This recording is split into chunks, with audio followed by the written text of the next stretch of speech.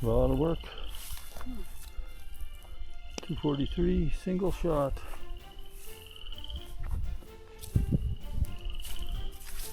This animal skinned out, but you can see a pretty substantial set of claws on this guy.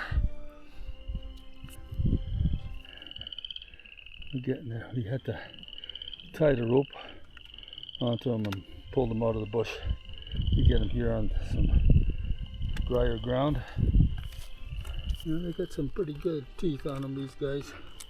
When you put them down, you want to make sure you don't have to chase them.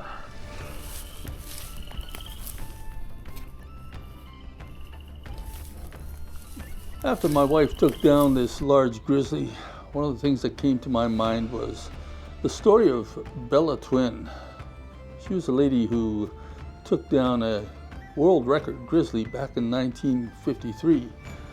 Has anyone ever heard of that? Bella's case was certainly an amazing accomplishment. The rifle she used was only a .22. My wife's case in this video here, the rifle used was a .243. But although there are differences, there are also some interesting parallels. In both cases, the cartridges used are considered quite underpowered. In both cases, the rifle used was a single shot as well. In both cases, headshots were used. Both women were First Nations women. Both were registered trappers. Both were from Alberta. And both were in a later stage of life. Bella was 63 and my wife is currently 73. So what's the story with these women? Well, Bella Twin is a Cree and my wife is Dene Tha. Her native name is Nakia. The Cree and Dene are distinct tribes, each with their own language and customs. The Dene people are spread more over the northern parts of Alberta, while the Cree tend to be more to the south. I know less about Bella, but it's said that she was very knowledgeable in the traditional ways of her people. The same can be said of Nakia, my wife, still fluent in her native tongue. Although 9 years of residential school got in the way, she was raised in a family supported by income her father derived through trapping and her mother made through native crafts. In spite of getting hitched to this white guy, me, 49 years ago, she always strived to keep her own traditions alive. That was partly stymied the first 10 years of our marriage, though, due to the fact that prior to 1985, any First Nations women who married a non-treaty man had their treaty status stripped from them. That didn't apply for treaty men marrying non-treaty women, by the way, so it was quite unfair. Eventually, in 1985, she had her treaty status restored with the passage of Bill C-31, which included restoring her hunting rights, among other things.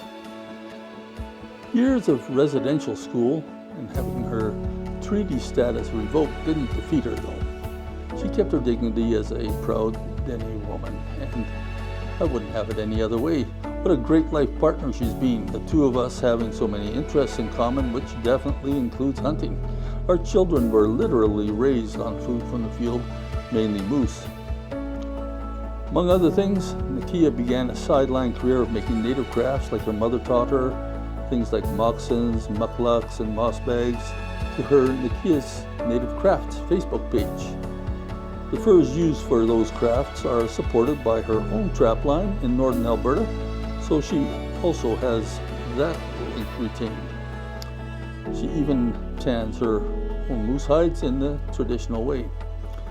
She keeps pretty busy, never mind the fact that she's now also a grandmother of 12 and a great-grandmother of 1.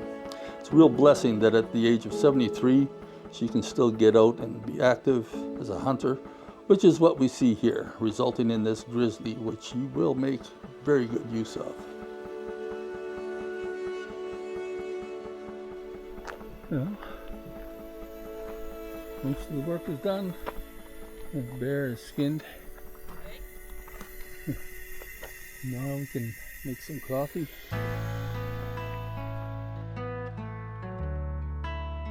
Did you like this video? If you did, I think you're gonna like this one right over here. So check it out. And I appreciate your subscribing if you haven't done so already. Remember to do that while you're watching this next video. Click like, it all helps us out for this channel. Catch you next time.